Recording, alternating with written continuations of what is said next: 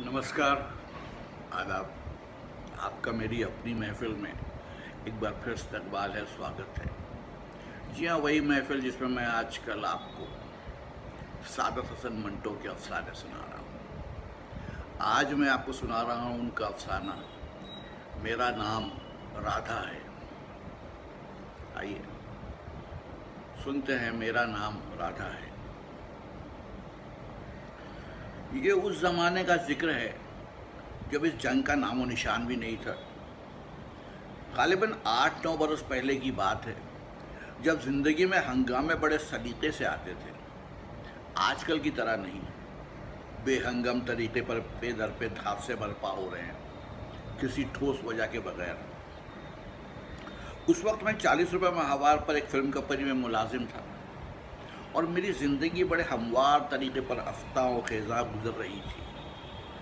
यानी सुबह 10 बजे स्टूडियो गए, नियाज़ मोहम्मद विलन की बिल्लियों को 2 पैसे का दूध पिलाया, चालू फिल्म के लिए चालू किस्म के मुकालमे लिखे, बंगाली एक्ट्रेस से जो उस ज़माने में बुलबुले बंगाल कहलाती थी थोड़ी देर मजाक किया, और दादा गोरे की जो उस अहद का सबसे बड़ा फिल्म डायरेक्टर था थोड़ी सी खुशामद की और घर चले आए।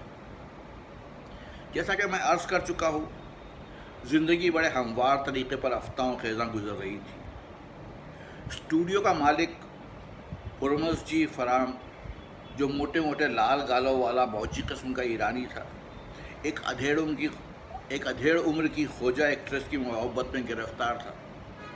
हर नौवालिद लड़की के पिस्तान टटोल कर देखना उसका शगल था। कलकत्ता के बो बाज़ार की एक मुसलमान रंडी थी जो अपने डायरेक्टर, साउंड रिकॉर्डर्स और स्टोरी राइटर तीनों से बैक वक्त इश्क लड़ा रही थी। उस इश्क का मतलब ये था कि तीनों का इल्तिफ़ात उसके लिए ख़ास तौर पर महफूज रहे। बन की सुंदरी की शूटिंग चल रही थी। नियाज़ मोहम्मद विलन की जंगली बिल्लियों को, जो उसने खुदा मालूम स्टूडियो के लोगों पर क्या असर पैदा करने के लिए पाल रखी थी, 2 पैसे का दूध पिलाकर मैं हर रोज़ उस बन सुंदरी के लिए एक गैर मानूस ज़बान में मुकालमे लिखा करता था। उस फिल्म की कहानी क्या थी, प्लॉट कैसा था, इसका इल्म जैसा कि जाहिर है मुझे बिल्कुल नहीं था, क्योंकि उस ज़माने में मैं एक मुंशी था जिसका काम सिर्फ हुक्म मिलने पर जो कुछ कहा जाए गलत सलत उर्दू में, जो डायरेक्टर साहब की समझ में आ जाए, पेंसिल से कागज़ पर लिख कर देना होता था। खैर, बन सुंदरी की शूटिंग चल रही थी और ये अफवाह गर्म थी कि वैम का पार्ट अदा करने के लिए एक नया चेहरा सेठ हुरमज़ जी फराम कहीं से ला रहे हैं। हीरो का पार्ट राजकिशोर को दिया गया था। राजकिशोर रावलपिंडी का एक खुशशक्ल और सेहतमंद नौजवान था। उसकी जिस्म के मुतालिक लोगों का ये ख्याल था कि बहुत मर्दाना और सुडौल है। मैंने कई मरतबा उसके मुतालिक गौर किया, मगर मुझे उसके जिस्म में जो यकीनन कसरती और मुतनासिब था, कोई कशिश नज़र न आई। मगर उसकी वजह यह भी हो सकती है कि मैं बहुत दुबला और मरिया किस्म का इंसान हूँ और अपने हम जिन्सों के मुतालिक सोचने का आदी हूँ। मुझे राजकिशोर से नफ़रत नहीं थी, इसलिए कि मैंने अपनी उम्र में शाज़ व नादिर किसी इंसान से नफ़रत की है, मगर वो मुझे कुछ ज़्यादा पसंद नहीं था। इसकी वजह मैं आहिस्ता आहिस्ता आपसे बयान करूँगा। राजकिशोर की ज़बान, उसका लबो लहजा जो ठेठ रावलपिंडी का था, मुझे बेहद पसंद था। मेरा ख़याल है कि पंजाबी ज़बान में अगर कहीं खूबसूरत किस्म की शीरीनी मिलती है तो रावलपिंडी की ज़बानी में आपको मिल सकती है। उस शहर की ज़बान में एक अजीब किस्म की मर्दाना निसाइयत है जिसमें बैक वक्त मिठास और घुलावट है। अगर रावलपिंडी की कोई औरत आपसे बात करे तो ऐसा लगता है कि लजीज आम का रस आपके मुंह में चुवाया जा रहा है। मगर मैं आमों की नहीं, राजकिशोर की बात कर रहा हूँ, जो मुझे आम से बहुत कम अजीज था। राजकिशोर, जैसा कि मैं अर्ज़ कर चुका हूँ, एक खुशशक्ल और सेहतमंद नौजवान था। यहाँ तक बात ख़त्म हो जाती तो मुझे कोई एतराज़ न होता, मगर मुसीबत ये है कि उसे, यानी किशोर को, खुद अपनी सेहत और अपने खुश शक्ल होने का एहसास था, ऐसा एहसास जो कम से कम मेरे लिए नाकाबिल कबूल था। सेहतमंद होना बड़ी अच्छी चीज़ है, मगर दूसरों पर अपनी सेहत को बीमारी बनाकर आयत करना बिल्कुल दूसरी चीज़ है। राजकिशोर को यही मर्ज लाहक था कि वो अपनी सेहत, अपनी तंदुरुस्ती, अपने मुतनासिब और सुडौल आज़ा की गैर ज़रूरी नुमाइश के ज़रिए हमेशा दूसरे लोगों को जो उससे कम सेहतमंद थे मरूब करने की कोशिश में मसरूफ़ रहता था। इसमें कोई शक नहीं कि मैं दायमी मरीज़ हूँ, कमज़ोर हूँ, मेरे एक फेफड़े में हवा खींचने की ताकत बहुत कम है, मगर खुदा वाहिद शाहिद है कि मैंने आज तक इस कमज़ोरी का कभी प्रोपेगेंडा नहीं किया।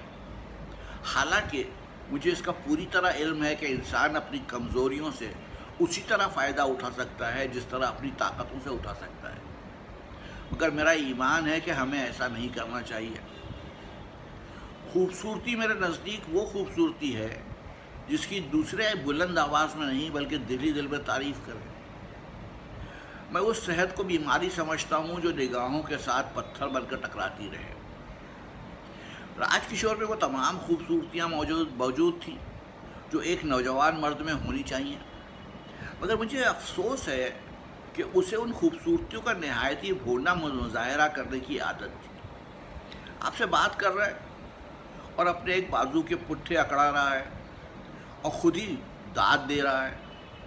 नहायत ही अहम गुफ्तगू हो रही है, यानी स्वराज का मसला छिड़ा है। वो अपने खादी के कुर्ते के बटन खोलकर अपने सीने की चौड़ाई का अंदाज़ा कर रहा है। मैंने खादी के कुर्ते का जिक्र किया तो मुझे याद आया कि राजकिशोर पक्का कांग्रेसी था। हो सकता है वो इसी वजह से खादी के कपड़े पहनता हो, मगर मेरे दिल में हमेशा इस बात की खटक रही कि उसे अपने वतन से इतना प्यार नहीं था जितना कि उसे अपनी ज़ात से था। बहुत लोगों का ख्याल था कि राजकिशोर के मुतालिक जो मैंने राय कायम की है सरासर गलत है, इसलिए कि स्टूडियो और स्टूडियो के बाहर हर शख्स उसका मद्दाह था, उसके जिस्म का, उसके ख़यालात का। इसलिए कि उसके ख़यालात का, उसकी सादगी का, उसकी ज़बान का जो ख़ास रावलपिंडी की थी और मुझे पसंद थी। दूसरे एक्टरों की तरह वो अलग थलग रहने का आदी नहीं था। कांग्रेस पार्टी का कोई जलसा हो तो राजकिशोर को आप वहाँ ज़रूर पाएंगे। कोई अदबी मीटिंग हो रही हो तो राजकिशोर वहाँ ज़रूर पहुँचेगा। अपनी मसरूफ़ ज़िंदगी में से वो अपने हमसायों और मामूली जान पहचान के लोगों के दुख दर्द में शरीक होने के लिए भी वक्त निकाल लिया करता था। सब फिल्म प्रोड्यूसर उसकी इज्जत करते थे क्योंकि उसके कैरेक्टर की पाकीज़गी का बहुत चौरा था।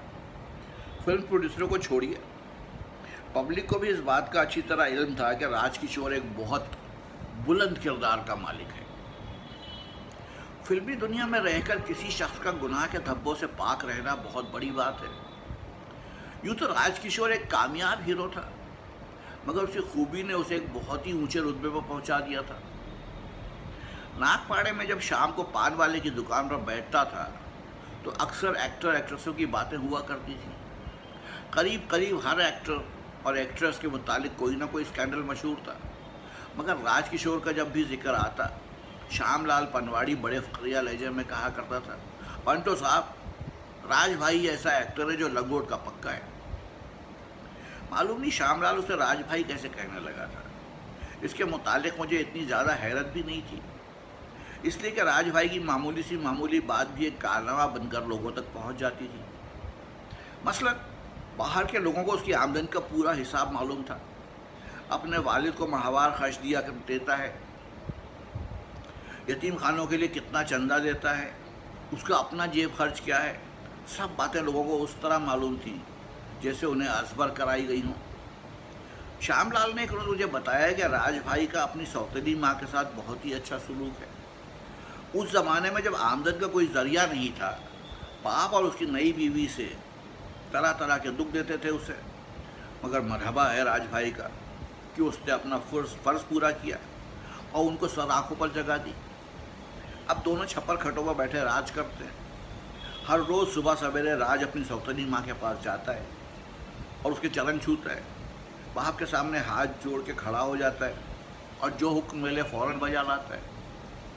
आप बुरा ना मानिएगा, मुझे राजकिशोर की तारीफ़ और तौसीफ़ सुनकर हमेशा उलझन सी होती है, खुदा जाने क्यों। मैं जैसा कि पहले अर्ज़ कर चुका हूँ, मुझे इससे हाशो वकलन नफ़रत नहीं थी। उसने मुझे कभी ऐसा मौका नहीं दिया था, और फिर उस ज़माने में जब मुंशियों की कोई इज़्ज़त और वक़्त ही नहीं थी, वो मेरे साथ घंटों बातें किया करता था। मैं तो नहीं कह सकता क्या वजह थी, लेकिन ईमान की बात है कि मेरे दिलो दिमाग के किसी अंधेरे कोने में यह शक बिजली की तरह कौन जाता कि राज बन रहा है। राज की ज़िंदगी बिल्कुल मसनूई है, मगर मुसीबत यह है कि मेरा कोई हम ख्याल नहीं था। लोग देवताओं की तरह उसकी पूजा करते थे और मैं दिल ही दिल में उससे कुड़ता रहता था। राज की बीवी थी, राज के 4 बच्चे थे, वो अच्छा खाविंद और अच्छा बाप था। उसकी ज़िंदगी पर से चादर का कोई कोना अभी अगर हटा देखा जाता तो आपको कोई तारीख चीज़ नज़र ना आती।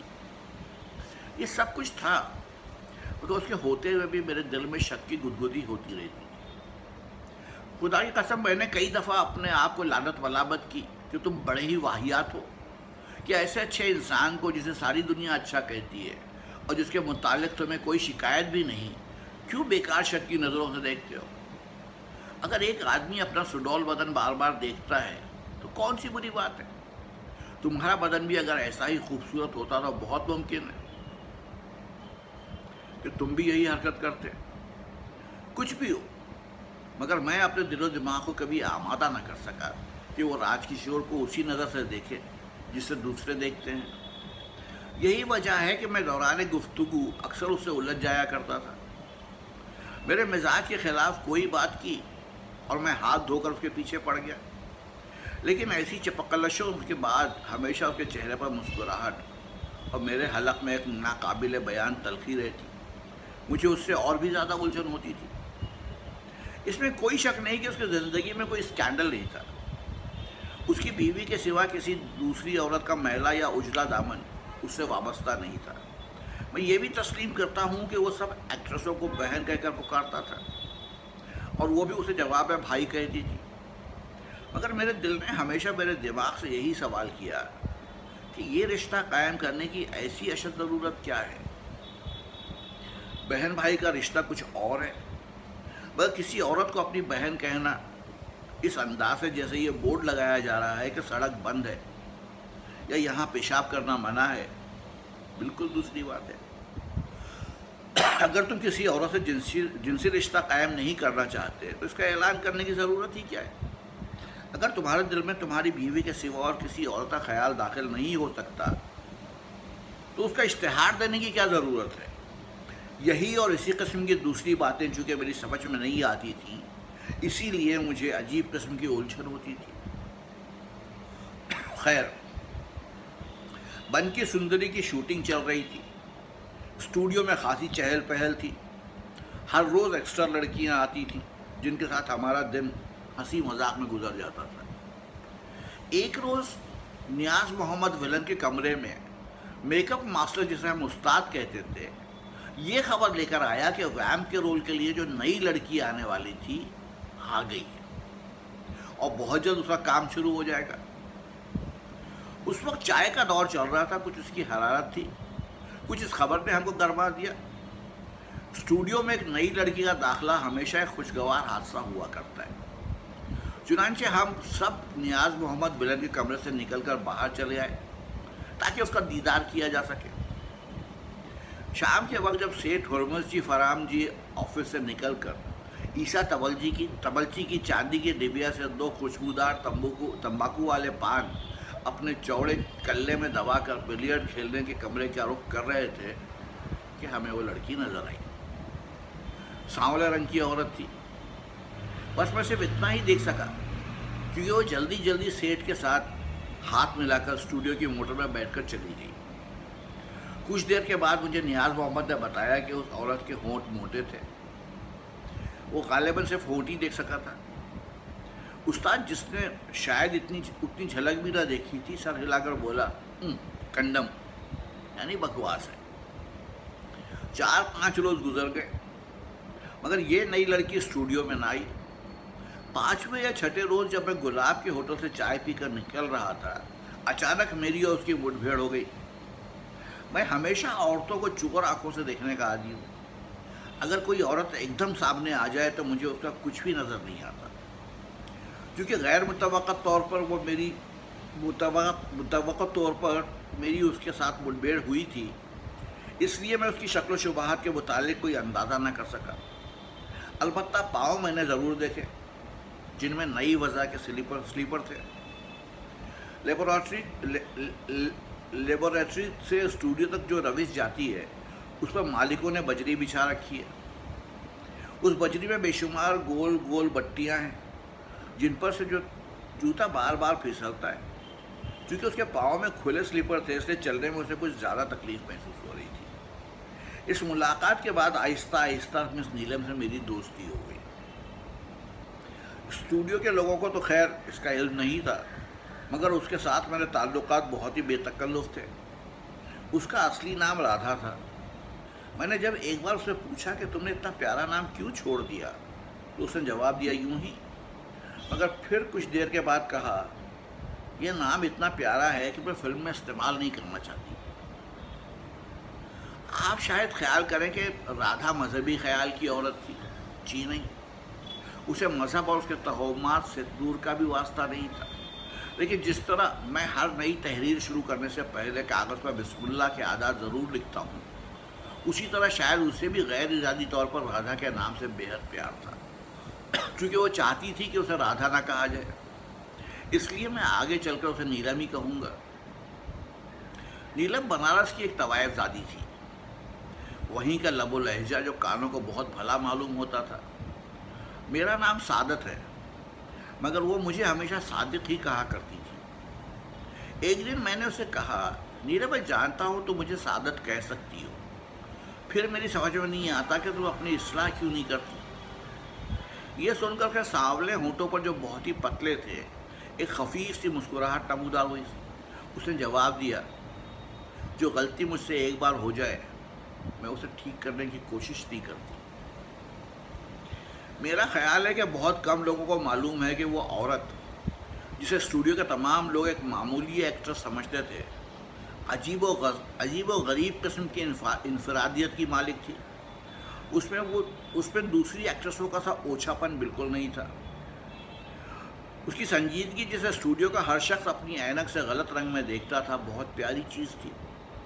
उसके सांवले चेहरे पर, जिसकी जिल्द बहुत ही साफ और हमवार थी, ये संजीदगी, ये मलीम मतानत मौजू व मुनासिब गाज़ा बन गई थी। इसमें कोई शक नहीं कि उससे उसकी आँखों में, उसके पतले होंठों के कोनों में गम की बेमालूम तलखियाँ घुल गई थी। मगर यह वाक़या है कि उस चीज़ ने उसे दूसरी औरतों से बिल्कुल मुख्तलिफ कर दिया था। मैं उस वक्त भी हैरान था और अब भी वैसा ही हैरान हूँ कि नीलम को बन सुंदरी में वैम के रोल के लिए क्यों मुंतखब किया गया। इसलिए कि मैं तेज़ी और तर्रारी नाम को भी, इसलिए कि उसमें तेज़ी और तर्रारी नाम को भी नहीं थी।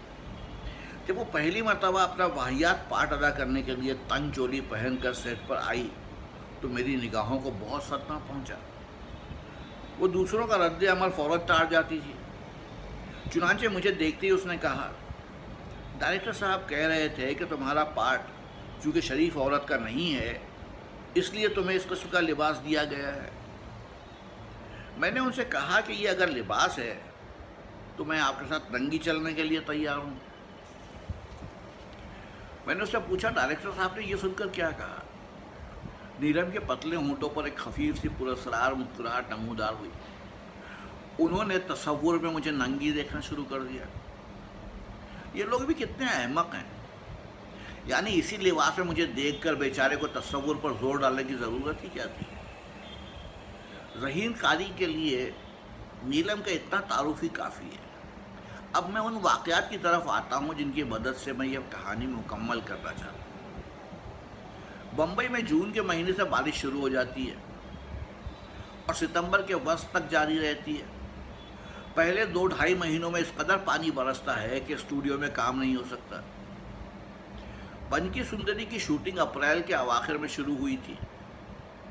जब पहली बारिश हुई तो हम अपना तीसरा सेट मुकम्मल कर रहे थे। एक छोटा सा सीन बाकी रह गया था जिसमें कोई मुकालमा नहीं था, इसलिए बारिश में भी हमने अपना काम जारी रखा। मगर जब ये काम ख़त्म हो गया तो हम एक अरसे के लिए बेकार हो गए। उस दौरान स्टूडियो के लोगों को एक दूसरे के साथ मिलकर बैठने का बहुत मौका मिलता है। मैं तकरीबन सारा दिन गुलाब के होटल में बैठा चाय पीता रहता था। जो आदमी भी अंदर आता था तो सारे का सारा भीगा होता था, आधा बाहर की सब मक्खियाँ पनाह लेने के लिए अंदर जमा हो गई थी। इस कदर गलीज फिजा थी कि अल्लामा एक कुर्सी पर चाय निचोड़ने का कपड़ा पड़ा है, दूसरी पर प्याज काटने की बदबूदार छुरी पड़ी छक मार रही है। गुलाब साहब पास खड़े हैं और अपने मांस खूरा लगे दांतों तले मुंबई की उर्दू चबा रहे हैं।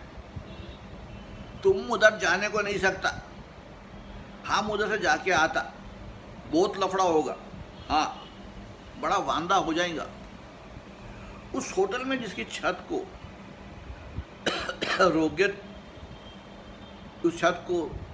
जिसकी छत कोरोगेटेड स्टील की थी, सेठ हुर्मस फरांजी, उनके साले एडल जी और हीरोइनों के सिवा सब लोग आते थे। नियाज मोहम्मद को दिन में कई मरतबा यहाँ आना पड़ता था क्योंकि वो चुन्नी मुन्नी नाम की 2 बिल्लियाँ पाल रहा था। राजकिशोर दिन में एक चक्कर लगा जाता था। जो ही वो अपने लंबे कद और कसरती बदन के साथ दहलीज पर नमूदार होता, मेरे सिवा होटल में बैठे हुए तमाम लोगों की आंखें तमतमा उठती। एक्टर लड़के उठ कर राज भाई को कुर्सी पेश करते और जब वो उनमें से किसी की पेश की हुई कुर्सी पर बैठ जाता तो सारे परवानों की मानिंद उसके गिर्द जमा हो जाते। इसके बाद 2 किस्म की बातें सुनने में आती। एक्स्ट्रा लड़कों की ज़बान पर पुरानी फिल्मों में राज भाई के काम की तारीफ़ की और ख़ुद राजकिशोर की ज़बान पर उसके स्कूल छोड़कर कॉलेज और कॉलेज छोड़कर फिल्मी दुनिया में दाखिल होने की तारीख़। क्योंकि मुझे ये सब बातें ज़बानी याद हो चुकी थी, इसलिए जो ही राजकिशोर होटल में दाखिल होता, मैं उससे अलैग सलैग करने के बाद बाहर निकल जाता था। एक रोज़ जब बारिश थमी हुई थी और हुर्मस जी फरामजी का अल्सेशियन कुत्ता नियाज मोहम्मद की 2 बिल्लियों से डरकर गुलाब के होटल की तरफ दुम दबाए भागा आ रहा था, मैंने मोलसरी के दरख्त के नीचे बने हुए गोल चबूतरे पर नीलम और राजकिशोर को बातें करते हुए देखा। राजकिशोर खड़ा हस्बे आदत हौले हौले झूल रहा था। इसका मतलब ये था कि वो अपने ख्याल के मुताबिक नहायत दिलचस्प बातें कर रहा है। मुझे याद नहीं कि नीलम से राजकिशोर का तारुफ कब और किस तरह हुआ था, मगर नीलम तो उसी फिल्मी दुनिया में दाखिल होने से पहले ही अच्छी तरह जानती थी और शायद 1-2 मरतबा उसने मुझसे बरसबील तस्करा उसके मुतनासिब और ख़ूबसूरत जिस्म की तारीफ़ भी की थी। मैं गुलाब के होटल से निकलकर रिकॉर्डिंग रूम के छज्जे तक पहुंचा तो राजकिशोर ने अपने चौड़े कंधे पर से खादी का थैला एक झटके के साथ उतारा और उसे खोलकर एक मोटी कॉपी बाहर निकाली। मैं समझ गया यह राजकिशोर की डायरी थी। हर रोज़ तमाम कामों से फारिग होकर अपनी सौतनी माँ का आशीर्वाद लेकर राजकिशोर सोने से पहले डायरी लिखने का आदी है। यूँ तो उसे पंजाबी ज़बान बहुत अजीज़ है, मगर ये रोज़नामचा अंग्रेज़ी में लिखता है, जिसमें कहीं टैगोर के नाजुक स्टाइल की और कहीं गांधी के सियासी तर्ज की झलक नज़र आती है। उसकी तहरीर पर शेक्सपियर के ड्रामों का असर का भी काफ़ी है, मगर मुझे उस मुरक्कब में लिखने वाले का खुलूस कभी नज़र नहीं आया। अगर यह डायरी आपको कभी मिल जाए तो आपको राजकिशोर की ज़िंदगी के 10-15 वर्षों का हाल मालूम हो सकता है। उसने कितने रुपए चंदे में दिए, कितने गरीबों को खाना खिलाया, कितने जलसों में शिरकत की, क्या पहना, क्या उतारा। और अगर मेरा कयाफा दुरुस्त है तो आपको उस डायरी के किसी वर्क पर मेरे नाम के साथ 35 रुपये भी नज़र आ जाएंगे, जो मैंने उससे एक बार कर्ज लिए थे। इस ख्याल से अभी तक वापस नहीं किए कि वो अपनी डायरी में उनकी वापसी का जिक्र कभी नहीं करेगा। खैर, नीलम को वो उस डायरी के चंद औराक पढ़कर सुना रहा था। मैंने दूरी से उसके खूबसूरत होठों की जुम्बिश से मालूम कर लिया कि वो शेक्सपियरियन अंदाज में प्रभु की हम्द बयान कर रहा है। नीलम मोलसरी के दरख्त के नीचे गोल सीमेंट लगे चबूतरे पर खामोश बैठी थी। उसके चेहरे की मलीह मतानत पर राजकिशोर के अल्फाज कोई असर पैदा नहीं कर रहे थे। वो राजकिशोर की उभरी हुई छातियों की तरफ देख रही थी। उसके कुर्ते के बटन खुले थे और सफ़ेद बदन पर उसकी छाती के काले बाल बहुत ही खूबसूरत मालूम होते थे। स्टूडियो में चारों तरफ हर चीज़ धुली हुई थी। नियाज मोहम्मद की 2 बिल्लियाँ भी जो आमतौर पर गलीज रहा करती थी उस रोज़ बहुत साफ सुथरी दिखाई दे रही थी। दोनों सामने बेंच पर लेटी नर्म नर्म पंजों से अपना मुंह धो रही थी। नीलम जॉर्जेट की बेदाग सफ़ेद साड़ी में मलबूस थी। ब्लाउज सफ़ेद लेनन का था जो उसकी सांवली और सुडौल बाहों के साथ एक नहायत ही खुशगवार और मध्यम सा तजाद पैदा कर रहा था। इतनी मुख्तलिफ क्यों दिखाई दे रही है? एक लहजे के लिए सवाल मेरे दिमाग में पैदा हुआ और जब एकदम उसकी और मेरी आंखें चार हुईं तो मुझे उसकी निगाहों के इस्तराब में अपने सवाल का जवाब मिल गया। नीलम मोहब्बत में गिरफ्तार हो चुकी थी। उसने हाथ के इशारे से मुझे बुलाया। थोड़ी देर इधर उधर की बातें हुई। जब राजकिशोर चला गया तो उसने मुझसे कहा, आज आप मेरे साथ चलिएगा। शाम को 6 बजे मैं नीलम के मकान पर था। जो ही हम अंदर दाखिल हुए उसने अपना बैग सोफे पर फेंका और मुझसे नज़र मिलाए बगैर कहा, आपने जो कुछ सोचा है गलत है। मैं उसका मतलब समझ गया। चुनांचे मैंने जवाब दिया, तुम्हें कैसे मालूम हुआ कि मैंने क्या सोचा था? उसके पतले होठों पर खफीफ सी पुरस्कार मुस्कुराहट पैदा हुई। इसलिए कि हम दोनों ने एक ही बात सोची थी। आपने शायद बाद में गौर नहीं किया, मगर मैं बहुत सोच विचार के बाद इस नतीजे पर पहुंची हूं कि हम दोनों गलत थे। अगर मैं कहूं कि हम दोनों सही थे, उसने सोफे पर बैठते हुए कहा, तो हम दोनों बेवकूफ़ हैं। ये कहकर फौरन ही उसके चेहरे की संजीदगी और ज़्यादा फवला गई। सादिक, ये कैसे हो सकता है? मैं बच्ची हूँ जो मुझे अपने दिल का हाल मालूम नहीं। तुम्हारे ख्याल के मुताबिक मेरी उम्र क्या होगी? 22 बरस। बिल्कुल दुरुस्त। लेकिन तुम नहीं जानते कि 10 बरस की उम्र में मुझे मोहब्बत के मानी मालूम थे। मानी क्या हुए जी? खुदा की कसम मैं मोहब्बत करती थी। 10 से लेकर 16 बरस तक मैं ख़तरनाक मोहब्बत में गिरफ्तार रही हूँ। मेरे दिल में अब क्या खाक किसी की मोहब्बत पैदा होगी? ये कहकर उसने मेरे मुंजमिद चेहरे की तरफ देखा और मुस्तरब होकर कहा, तुम कभी नहीं मानोगे। मैं तुम्हारे सामने अपना दिल निकाल कर रख दूंगी, फिर भी तुम यकीन नहीं करोगे। मैं तुम्हें अच्छी तरह जानती हूँ। भाई खुदा की कसम वो मर जाए जो तुमसे झूठ बोले।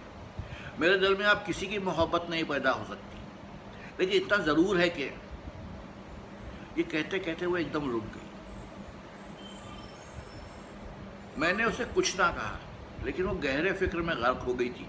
वो शायद सोच रही थी कि इतना ज़रूर क्या है।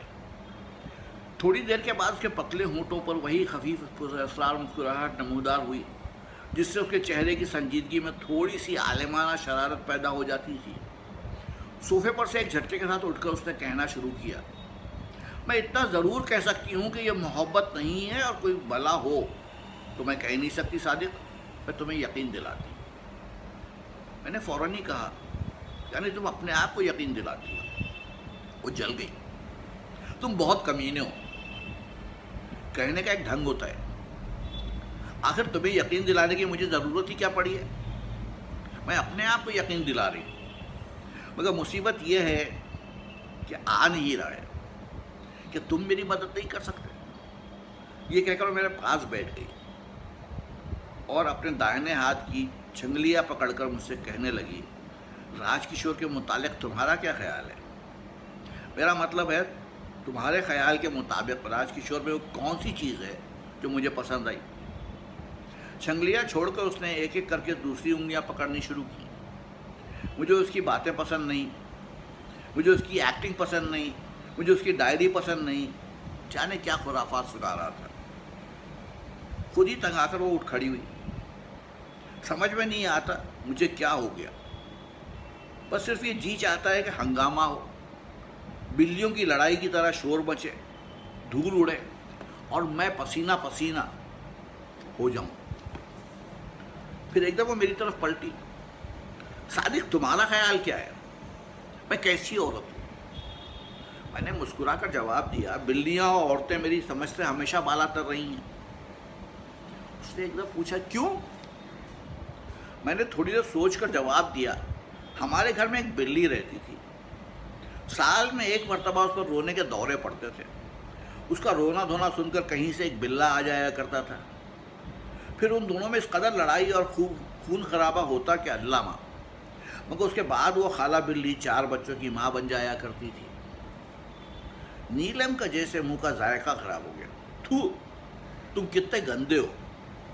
फिर थोड़ी देर के बाद इलायची से मुंह का जायका दुरुस्त करने के बाद उसने कहा, मुझे औलाद से नफरत है। खैर हटाओ जी इस किस्से को। ये कहकर नीलम ने पानदान खोलकर अपनी पतली पतली उंगलियों से मेरे लिए पान लगाना शुरू किया।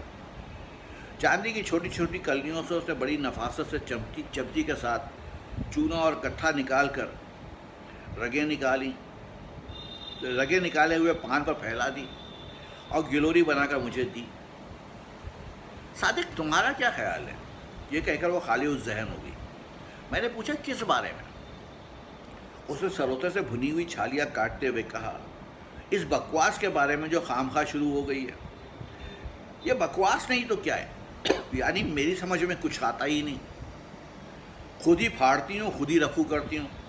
अगर ये बकवास इसी तरह जारी रहे तो जाने क्या होगा। तुम नहीं जानते हो, मैं बहुत ज़बरदस्त औरत हूँ। ज़बरदस्त से तुम्हारी मुराद क्या है? नीलम के पतले होंठों पर वही खफीफ पुरअसरार मुस्कुराहट पैदा हुई। तुम बड़े बेशरम हो, सब कुछ समझते हो, मगर महीन महीन चुटकियाँ लेकर मुझे उकसाओगे ज़रूर। ये कहते हुए उसकी आंखों की सफ़ेदी गुलाबी रंगत इख्तियार कर गई। तुम समझते क्यों नहीं कि मैं बहुत गर्म मिजाज की औरत हूँ? ये कहकर वो उठ खड़ी हुई। अब तुम जाओ, मैं नहाना चाहती हूँ। मैं चला गया। उसके बाद नीलम ने बहुत दिनों तक राजकिशोर के बारे में मुझसे कुछ ना कहा, मगर इस दौरान हम दोनों एक दूसरे के ख्यालात से वाकिफ थे। जो कुछ वो सोचती थी मुझे मालूम हो जाता था, और जो कुछ मैं सोचता था उसे मालूम हो जाता था। कई रोज तक यही खामोश तबादला जारी रहा। एक दिन डायरेक्टर कृपलानी, जो बन की सुंदरी बना रहा था, हीरोइन की रिहर्सल सुन रहा था। हम सब म्यूजिक रूम में जमा थे। नीलम एक कुर्सी पर बैठी अपने पाँव की जुम्बिश से हौले हौले ताल दे रही थी। एक बाजारी किस्म का गाना था, मगर धुन अच्छी थी। जब रिहर्सल खत्म हुई तो राजकिशोर कांधे पर खादी का थैला रखे कमरे में दाखिल हुआ। Director Kripalani, music director Ghosh, sound recordist PN Mogha, इन सबको फर्दन उसने अंग्रेजी में आदाब किया। हीरोइन मिस ईदन बाई को हाथ जोड़कर नमस्कार किया और कहा, ईदन बहन, कल मैंने आपको क्रॉफर्ड मार्केट में देखा। मैं आपकी भाभी के लिए मौसमियाँ खरीद रहा था कि आपकी मोटर नजर आई। झूलते झूलते उसकी नज़र नीलम पर पड़ी, जो पियानो के पास एक पस्त कद की कुर्सी में धसी हुई थी। एकदम उसके हाथ नमस्कार के लिए उठे।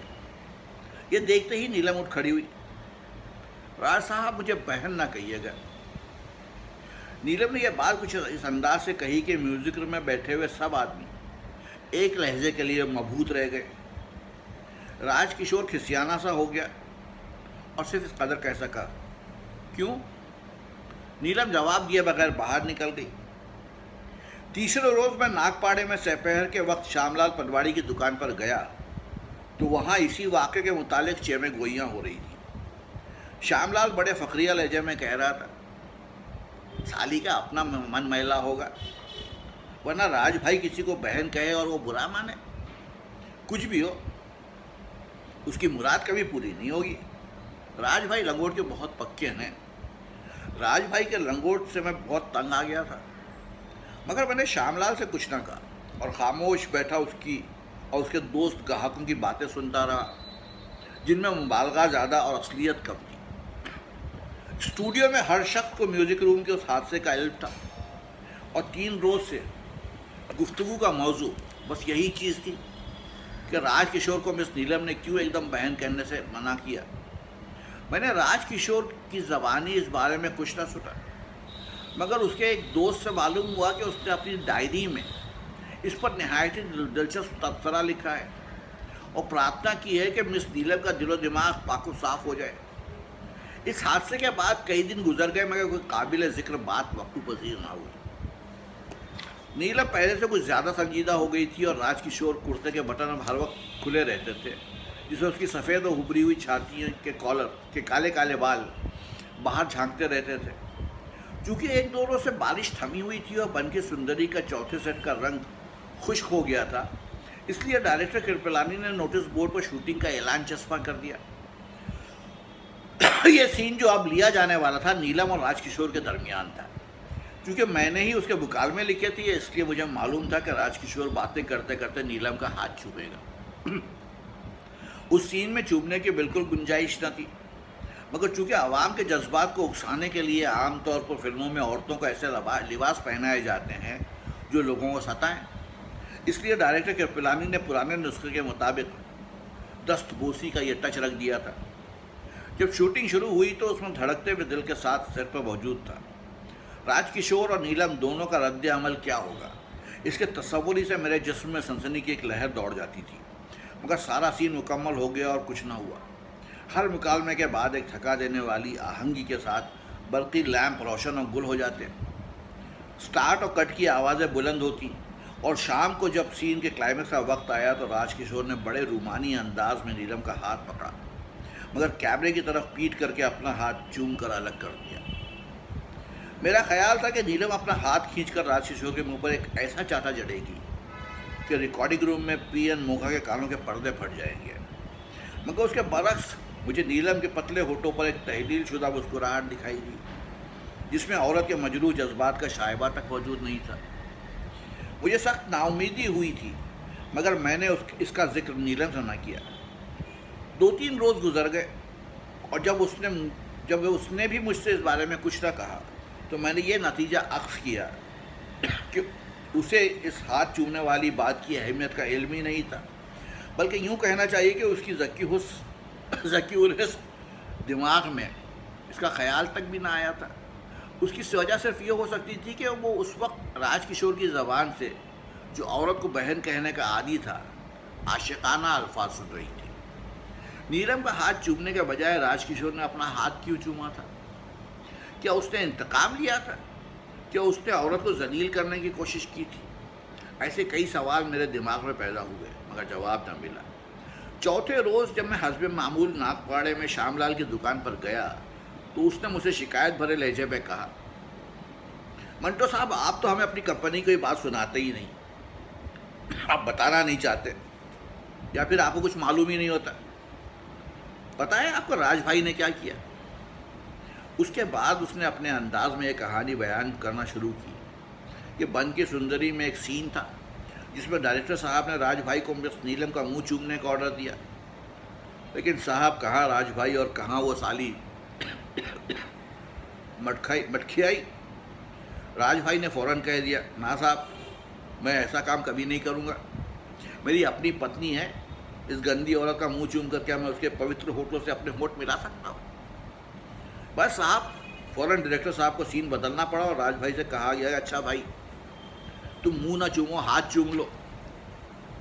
अगर राज साहब ने भी कच्ची गोलियां नहीं खेली। जब वक्त आया तो उसने सफाई से अपना हाथ चूमा कि देखने वालों को यही मालूम हो कि उसने साली का हाथ चूमा है।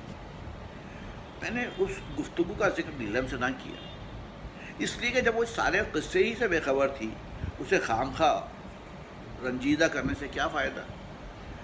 बम्बई में मलेरिया आम है, मालूम नहीं कौन सा महीना था और कौन सी तारीख थी। सिर्फ इतना याद है कि बन की सुंदरी का 5वां सेट लग रहा था और बारिश बड़े ज़ोरों पर थी कि नीलम अचानक बहुत तेज़ बुखार में मुब्तला हो गई। क्योंकि मुझे स्टूडियो में कोई काम नहीं था, इसलिए मैं घंटों उसके पास बैठा उसकी तीमारदारी करता रहता था। मलेरिया ने उसके चेहरे की सवलाहट में एक अजीब किस्म की दर्दंगेज़ी पैदा कर दी थी। उसकी आँखों, उसके पतले होठों के कोनों में जो नाकाबिले बयान तलखी घुली रहती थी, अब उनमें एक बेमालूम बेबसी की झलक भी दिखाई देती थी। कुनीन के टिकियों से उसकी समात किसी कदर कमज़ोर हो गई थी, चुनांचे उसे अपनी नहीफ आवाज़ ऊंची करना पड़ती थी। उसका ख्याल था कि शायद मेरे कान भी ख़राब हो गए।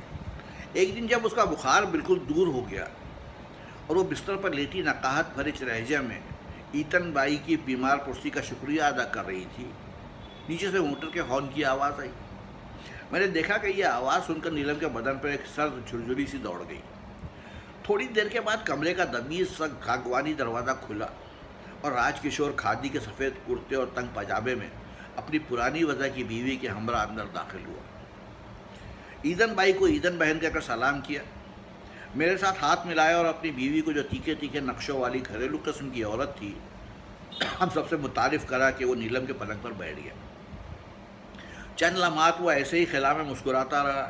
फिर उसने बीमार नीलम की तरफ देखा और मैंने पहली मर्तबा उसकी धुली आंखों में एक गर्द आलूद जज्बा तैरता हुआ पाया। मैं अभी पूरी तरह मुतैयर भी ना होने पाया था कि उसने खिलंडरे अंदाज में कहना शुरू किया, बहुत दिनों से इरादा कर रहा था कि आपकी बीमार कुर्सी के लिए आऊं, मगर इस कमबख्त मोटर का इंजन कुछ ऐसा ख़राब हुआ कि 10 दिन कारखाने में पड़ी रही। आज आई तो मैंने अपनी बीवी की तरफ इशारा करके शांति से कहा कि चलो भाई, इसी वक्त उठो, रसोई का काम कोई और करेगा। आज इत्तेफाक से रक्षाबंधन का त्यौहार भी है, नीलम बहन की खैर आफियत भी पूछ आएंगे और उनसे रक्षा भी बंधवाएंगे। ये कहते हुए उसने अपने खादी के कुर्ते से एक रेशमी फुलने वाला गजरा निकाला। नीलम के चेहरे की जर्दी और ज़्यादा दर्दअंगेज हो गई। राजकिशोर जानबूझकर नीलम की तरफ नहीं देख रहा था, चुनांचे उसने ईदन बाई से कहा, मगर ऐसे नहीं, खुशी का मौका है, बहन बीमार बनकर रक्षा नहीं बांधेगी। शांति, चलो उठो, उनको लिपस्टिक वगैरह लगाओ, मेकअप बॉक्स का है।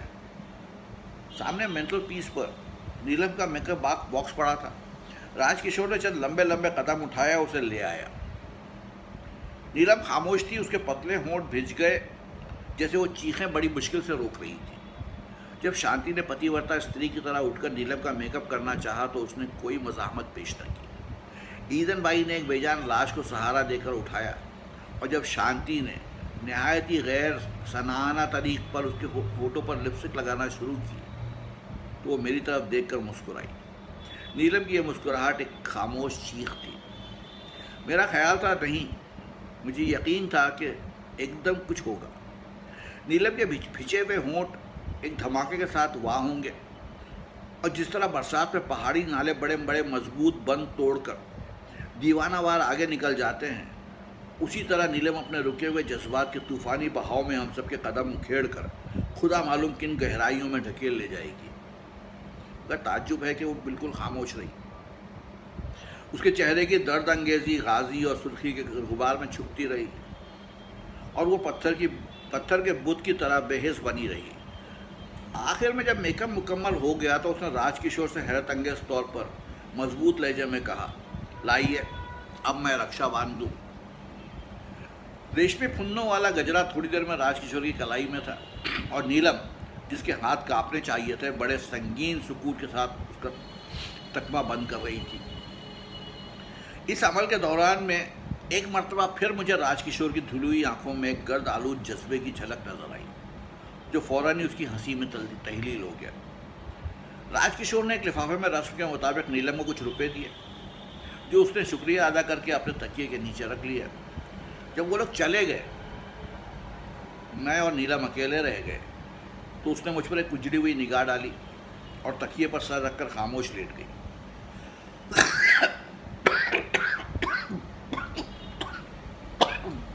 सॉरी। पलंग पर राजकिशोर अपना थैला भूल गया था। जब नीलम ने उसे देखा तो पाँव से एक तरफ कर दिया।